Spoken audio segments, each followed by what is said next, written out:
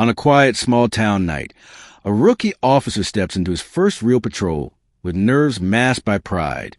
But what begins as a routine drive quickly reveals more than flashing lights and empty streets.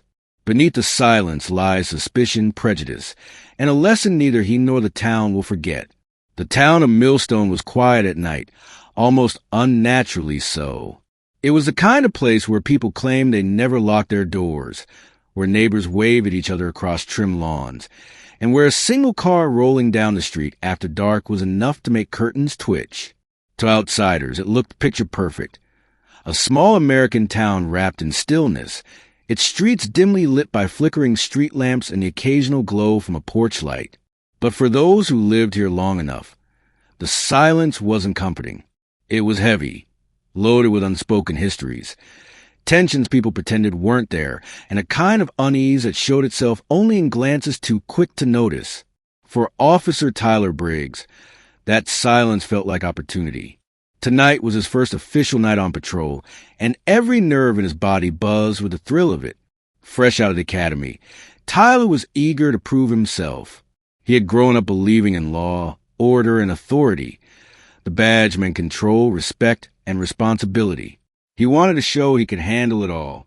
Sitting in the passenger seat of the patrol car, he straightened his uniform for the 10th time, smoothing out creases that weren't even there. Beside him, Sergeant Frank Doyle drove with one hand on the wheel and the other resting casually on the armrest. Frank was a veteran, the kind of officer who carried the years of service not only in the wrinkles on his face, but in the quiet, measured way he scanned the streets. He didn't speak much, and when he did, his words were clipped, deliberate. Tyler looked up to him already. To the rookie, Doyle embodied authority, calm, confident, and always in control. "Relax, kid," Doyle muttered without glancing over. His eyes swept across the sidewalks, the parked cars, the darkened storefronts. "You're wound tighter than a spring." Tyler chuckled nervously, his hands fidgeting with the flashlight clipped to his belt. "Just don't want to mess anything up, Sarge. First impressions matter." "First impressions?" Doyle finally turned his head, smirking. "Kid, first rule of patrol. Nobody cares about your first impression. They care if you back me up when things go sideways. Everything else comes later." Tyler nodded quickly, though the advice only added to the knot in his stomach. He stared out the window as the cruiser rolled past quiet houses, each one blending into the next. The town seemed calm, almost too calm. He wanted something to happen, something that would test him, prove he belonged in uniform. They passed the town square where the old clock tower loomed, its hands frozen years ago. Local shops sat dark, their painted signs faded by time. A bakery, a barbershop, a hardware store. Millstone was the kind of place people forgot existed until it made the news for something tragic. Tyler thought about that, about being the officer who might someday be part of that story. "You'll see it soon enough," Doyle said, as though reading his thoughts. "This town may look quiet, but it's got teeth. People don't show you everything in the daylight. At night, you'll learn what they're really like." Tyler tried to process that. He wondered if Doyle meant criminals, or if he was talking about something else, something less visible. He wanted to ask, but before he could, Doyle slowed the cruiser at a four-way stop. Across the intersection, two teenagers on bikes froze in the glow of the headlights, like deer caught in the beam. They stared for a second too long, before quickly pedaling off down a side street. "See," Doyle muttered. "Doesn't take much for people to get nervous when they see the lights." Tyler smiled faintly, though inside he wondered what that said about the town. Why would kids, who didn't look older than 16, bolt at the sight of a patrol car if they weren't guilty of something?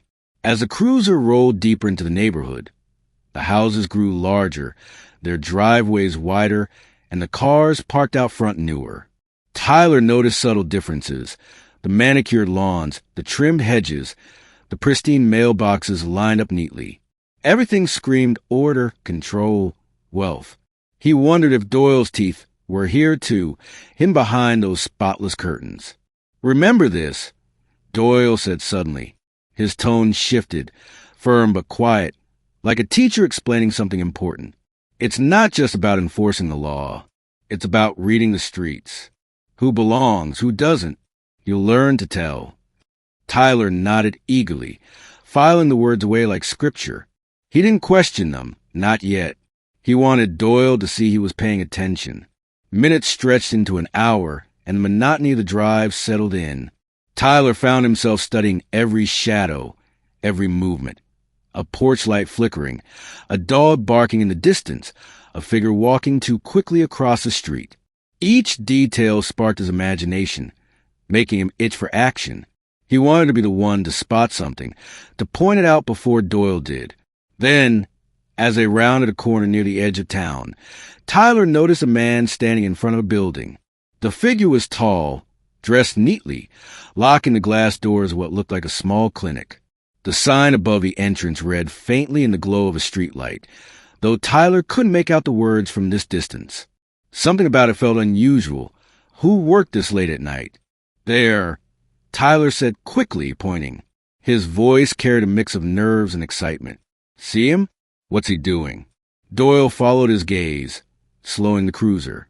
His expression didn't change much, but his eyes narrowed slightly. That's the clinic.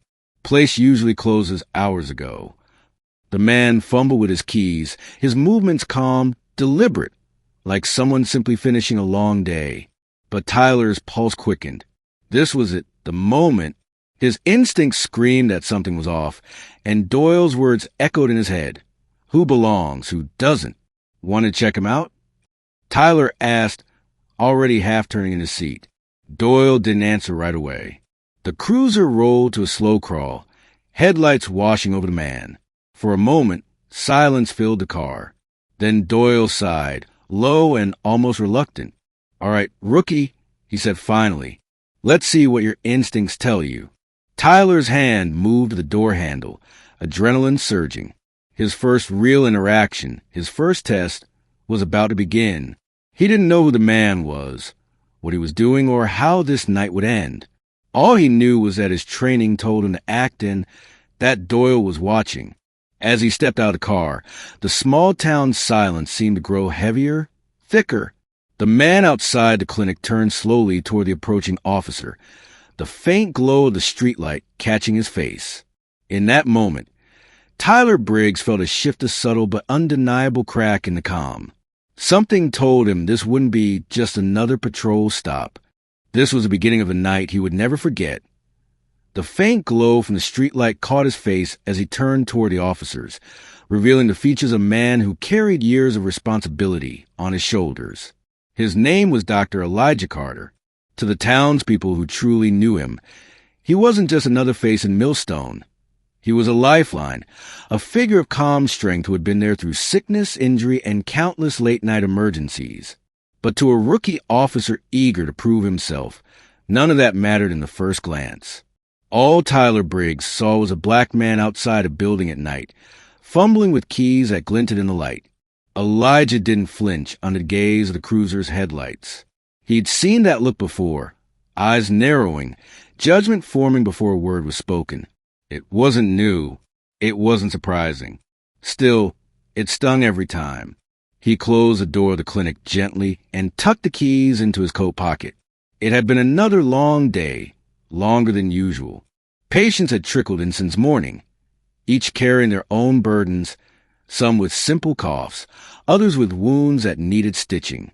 Elijah always stayed late, making sure records were updated, supplies stocked, and the place was clean enough for the next day. He wasn't just a doctor. He was a custodian, the manager, the heart that kept the clinic alive. Elijah Carter hadn't planned on ending up here when he was younger. Back in his 20s, he had worn a different uniform altogether. The fatigues of a U.S. Army medic. War zones had been his first classrooms, field hospitals his first clinics. He'd learned under fire what it meant to keep calm when chaos reigned, to steady shaking hands as he stitched a wound under the hum of helicopter blades, to measure life not in years, but in seconds. That experience had shaped him, hardened him, but also softened something deep inside. He knew what it meant to be helpless, and he had vowed he'd never let another human being suffer without trying to help. When his service ended, Elijah could have chosen anywhere. He had offers, large hospitals in big cities, research positions that promised prestige and money. But he didn't want prestige. He wanted purpose. That's why he came back to Millstone, the town where his grandmother once lived, a town that hadn't seen a black physician in its entire history. He bought the rundown building on the corner, painted over its cracked walls, and hung up a sign, Carter Family Clinic, Elijah Carter, M.D. Some people welcomed him instantly. Others hesitated, whispering doubts and muttering questions that had nothing to do with his medical degree. But slowly, day by day, patient by patient, he won them over. Mrs. Reynolds, the widowed schoolteacher, still told anyone who would listen about the night Elijah drove across town at 3 a.m. because her grandson had a seizure. Mr. Harlan, the hardware store owner, proudly reminded everyone that Elijah had saved his hand after a nasty accident with a saw. Even a local football team sang his praises. He'd been there on the sidelines every Friday night, patching up twisted ankles and bloody noses. Elijah wasn't just a doctor. He was woven into the fabric of Millstone's everyday life. And yet, despite all that, moments like this still came. Moments where strangers, or sometimes even neighbors, looked at him and saw not the healer, not the veteran, not the man who had delivered babies and comforted families, but just another black man whose presence required questioning. Elijah had learned patience. He had learned to let silence carry weight. But patience had its limits, and every encounter like this one reminded him of the tightrope he walked. Inside the patrol car, Tyler Briggs didn't know any of this. To him, Elijah Carter was simply a man out of place. His academy training told him to trust his instincts, and his instincts were shaped by more than just lessons in law. They were shaped by whispers, by warnings, by the subtle cues he'd picked up his whole life. Doyle, on the other hand, knew more than he let on. He'd heard Elijah's name before, seen him at a distance, maybe even nodded once or twice when their paths crossed. But Doyle wasn't the type to correct a rookie too quickly. He believed in letting lessons unfold the hard way. Elijah met their eyes calmly, a trace of tiredness on his face. He didn't approach, didn't retreat. He simply stood his ground, shoulders squared, posture straight, as though daring the night to challenge him. This strength, this calm, it had roots that went deeper than his career. Growing up, Elijah had watched his mother juggle 2 jobs while studying for nursing school at night. She had taught him that dignity wasn't about what others gave you. It was about what you refused to let them take away. His father, a quiet man who worked in the rail yards, had drilled discipline into him. Early mornings, clean shoes, respect for every person, no matter who they were. These lessons had carried Elijah through the battlefield, through medical school, and into this town. And now, they kept him steady under the scrutiny of flashing lights. The people of Millstone saw him differently depending on where they stood. For some, he was the savior of the sick, the man who kept their children healthy and their elders alive. For others, he was still an outsider, a reminder of change they weren't ready to embrace. Elijah knew both roles.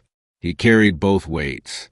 It didn't stop him from showing up every morning, unlocking the clinic doors, and greeting each patient with the same quiet warmth. Earlier that very day, a young mother had come in, cradling her feverish daughter. Elijah had knelt down, not at a doctor's level but a child's, smiling gently as he checked her temperature, explaining every step so she wouldn't be afraid. Later, an older veteran had shuffled in, cane tapping against the floor. They'd swapped war stories as Elijah examined his lungs. 2 men from different battles finding common ground. For Elijah, medicine wasn't just treatment. It was connection. But connection didn't erase prejudice. That night, as he stood beneath the streetlight, Elijah could feel it pressing in. He knew the look in the rookie's eyes, the mix of suspicion and eagerness. He'd seen it before. The academy might have trained a young man in procedure, but it hadn't trained him in wisdom. That only came with time, and sometimes with mistakes. Doyle finally spoke, his voice cutting through the quiet. "Evening, Doc," he said casually, leaning out the window. Elijah raised an eyebrow, but didn't move closer. "Evening, Sergeant." His tone was polite but measured, carrying an undertone Doyle recognized, controlled patience. Tyler blinked, glancing between them. "You know him?" he asked, confusion flickering across his face. Doyle didn't answer right away. Instead, he let the silence hang, a test for both men in their own ways. Elijah simply folded his arms, waiting. Tyler shifted uncomfortably, suddenly unsure of the narrative he had been building in his head.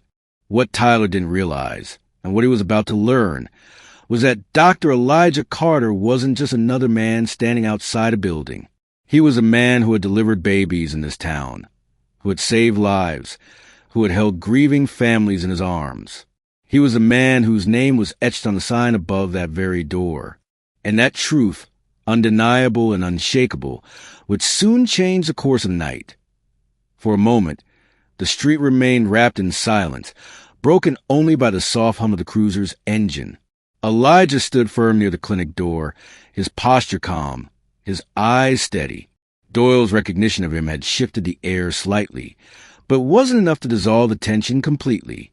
Tyler, still perched on the edge of the passenger seat, glanced between the doctor and his sergeant, confusion gnawing at him. This wasn't how he'd pictured his first call. In the academy, everything had been black and white. A suspicious man, a clear protocol, an expected outcome. But here, reality wasn't lining up with his expectations. "Evening, Sergeant," Elijah had said, his tone polite but laced with quiet firmness.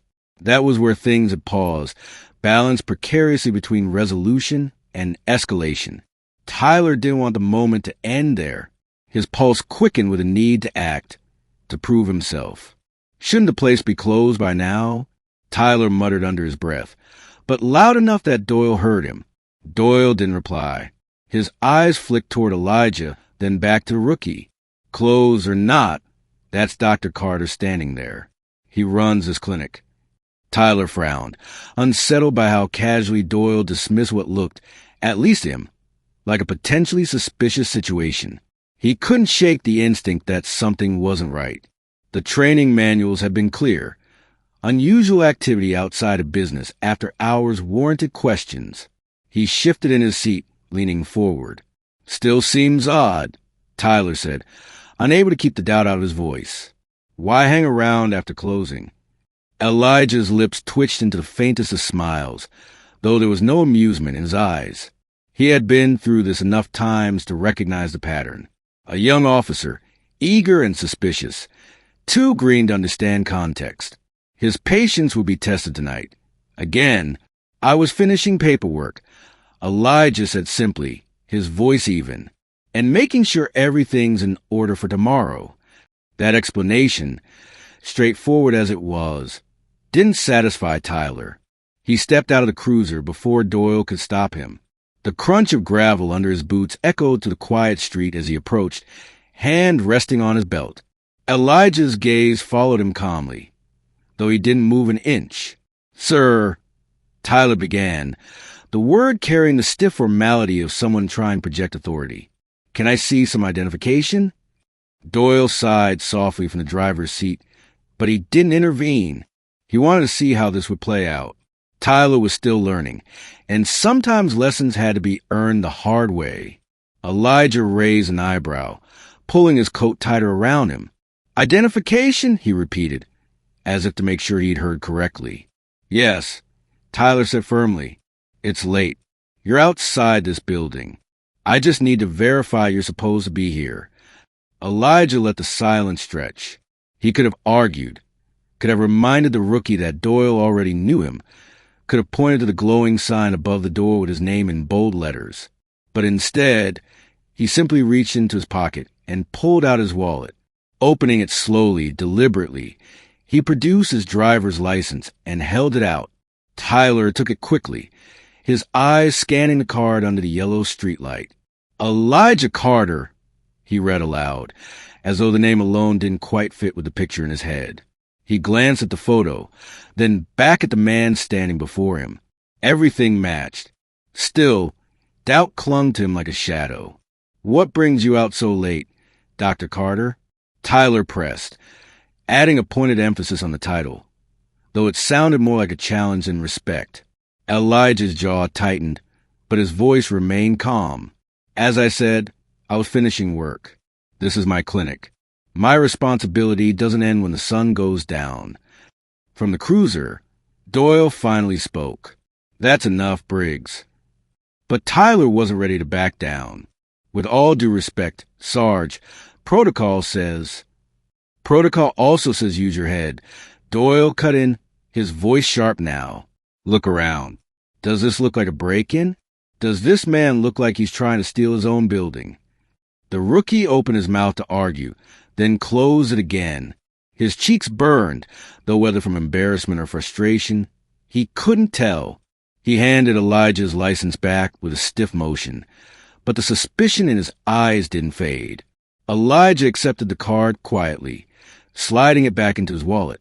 His expression betrayed nothing, though inside he felt a familiar sting of insult. It wasn't the first time he had been asked to prove his right to stand in front of a building he owned, and it likely wouldn't be the last. But each time chipped away at him, no matter how composed he remained on the surface. "Everything all right here, Doc?" Doyle asked, his tone softening slightly as though to balance the tension his rookie had stirred. Elijah's gaze flicked toward the sergeant, then back to Tyler. "Depends who you ask," he said dryly. For a heartbeat, silence hummed between them again. The street was still, save for the distant hum of a passing car blocks away. Curtains shifted in a nearby house. Neighbors watching, curious but unwilling to step outside. Eyes always watched in Millstone, even when lips stayed sealed. Tyler felt those unseen eyes too, and instead of easing his doubts, they sharpened them. He didn't like being challenged, didn't like the calm, steady way Dr. Carter seemed utterly unshaken.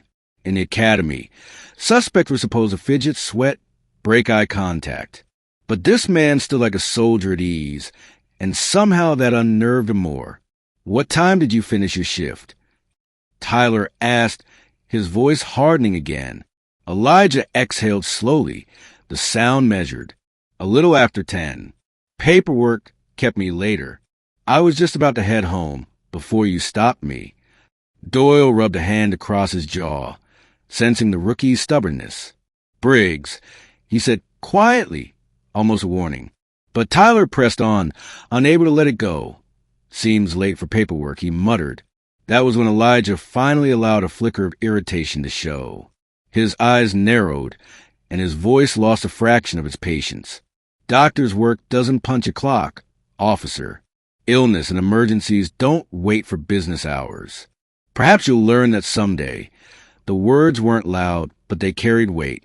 Doyle glanced at Elijah, then at his rookie, reading the tension mounting between them. Tyler stiffened, feeling as though he'd been put in his place, and the resentment in him grew. Across the street, the faint glow of another porch light snapped on. Another pair of eyes, another silent witness. The still night was no longer just quiet, it was charged, heavy, waiting for the next move. Doyle finally stepped out of the cruiser, his boots crunching against the pavement as he joined them. His presence alone shifted the dynamic. He wasn't angry, but his authority was unquestionable. "Doc," Doyle said with a respectful nod. "Sorry about this. Rookie's eager. Sometimes too eager." Elijah inclined his head, accepting the gesture without further comment, but his eyes lingered on Tyler, a silent exchange that said far more than words could. Tyler looked away first, his jaw tight. "Everything in order here?" Doyle asked, more rhetorical than necessary. "Yes," Elijah replied simply. "Everything's in order." Doyle nodded once, then glanced at his rookie. "Then we're done here." But Tyler's silence said otherwise. In his chest, suspicion still simmered, clashing with the embarrassment of being corrected in front of both his superior and the man he had questioned. And though Doyle might have considered the matter closed, Tyler Briggs wasn't ready to let it go. As Elijah finally turned, heading toward his car parked beside the clinic. The rookie's eyes followed him with quiet intensity. To Tyler, the night had just grown louder. The night air seemed still, but inside that stillness tension crackled like static. Dr. Elijah Carter stood outside his clinic, keys still in his hand, when the officer's voice cut through the silence. "Sir, we're going to need to see some identification." His tone wasn't polite. It was clipped, authoritative, almost accusatory. Elijah glanced at him, eyebrows raising slightly, but he didn't move right away. To him, this was his clinic, his street, his nightly routine. The request didn't make sense. Why would he need to prove that he belonged in front of his own building? The rookie officer stepped closer, his flashlight beam sweeping across Elijah's torso, then up to his face, lingering there as if searching for something incriminating. "What are you doing here this late?" the rookie pressed. "This area is closed up for the night. Can't have people hanging around." His partner, the senior officer, stayed a step back, arms crossed, watching both the rookie and Elijah carefully. It was clear he wasn't entirely convinced this encounter was necessary, but he wasn't going to override his young partner yet. This was the rookie's first week on patrol, and maybe he wanted to test his instincts. "I'm locking up," Elijah said calmly. He gestured toward the door behind him. The small brass plaque mounted to the wall, catching a sliver of light from the street lamp. It read Carter Family Clinic. The rookie's eyes flicked toward it, but didn't linger. "That's my work," Elijah added, his voice steady. "I'm the one who owns this clinic." The rookie frowned. His jaw tightened as if he'd just been handed an answer that didn't fit the narrative already forming in his head. "You own it." He said it in a tone that carried disbelief. "This place." He angled his flashlight back toward the sign, then returned the beam to Elijah's face. "You don't look like a doctor to me." Those words stung more than Elijah cared to admit. Not because he hadn't heard variations of them before. He had, countless times. But because they carried the weight of centuries of assumptions pressed into a single sentence. He straightened his posture, his hand slipping his keys into his pocket as he prepared himself for what he knew could become an unnecessarily long night. "What exactly does a doctor look like?" Elijah asked, his tone still calm but edged with quiet defiance. The rookie shifted uncomfortably, glancing at his senior partner for backup, but the older officer remained silent. It was as if he wanted to see how far his trainee would take this line of questioning. "Just show us some ID," the rookie demanded again, his voice firmer now. His hand rested casually on his belt, not gripping his weapon, but close enough to remind Elijah of the imbalance in this encounter. Inside the surrounding houses, lights flickered as curtains shifted. Neighbors were awake, aware, watching. Elijah could feel their eyes on him, the weight of their silence pressing harder than the flashlight beam glaring at him. He had treated some of these very same people during flu season, stitched up their kids after bicycle falls, or checked their blood pressure during routine visits. And yet, none of them opened their door or called out to vouch for him. Fear kept them hidden, and fear let assumptions thrive. "I've already told you who I am," Elijah said. His voice was measured, not raised, as if he were still in control of the conversation. "This is my property, my clinic, and I'm leaving after a long shift. That's all there is to it." The rookie tilted his head, still doubtful. "Doesn't make sense," he muttered under his breath, though loud enough for Elijah to hear. Most people wouldn't be hanging around after midnight unless they were up to something, especially not here. The word especially carried a weight, an implication that needed no clarification. The senior officer finally stepped forward, his voice low, perhaps hoping to cool things down. "All right, let's not jump ahead," he said to his partner. Then to Elijah, "Do you mind just showing us some ID? That way we can clear this up, and you can be on your way." His tone wasn't quite friendly, but it wasn't openly hostile either. It was procedural, detached, as though Elijah were just a name on a clipboard rather than a man who had given years of his life to serving this community. Elijah's hand moved slowly to his wallet, not out of compliance, but caution. As a black man, he knew every movement mattered under police scrutiny. He retrieved his driver's license, holding it up toward the beam of light. The rookie snatched it quickly, flipping it over with squinted eyes. Elijah Carter, he read aloud. Address matches, his lips pursed. Occupation, physician. He blinked at it as though it couldn't possibly be real. You can call the hospital if you need to confirm, Elijah said. Or step inside and look at the certifications on the wall. They've been hanging there for years. His patience was steady, but his eyes were sharp, studying the young officer who seemed more determined to doubt than to believe. From one of the second-floor windows across the street, an elderly neighbor whispered something to her husband, their silhouettes barely visible through a thin curtain. They had known Elijah for years. They knew the truth, but still, the window remained closed, the street silent except for the hum of tension between the man who belonged and the men who refused to see it. The rookie handed back the ID reluctantly. You could have gotten this anywhere, he muttered. People fake things all the time. Doesn't prove you own this place. His voice was less confident now, yet a suspicion clung to him like armor. He wanted to be right, to prove that his instincts hadn't failed him on his first week. Inexperience mixed with ego, dangerous fuel for a fire that should never have been lit. The senior officer rubbed the bridge of his nose, exhaling slowly. Look, Carter, he said, using the name as if to test how it felt coming out.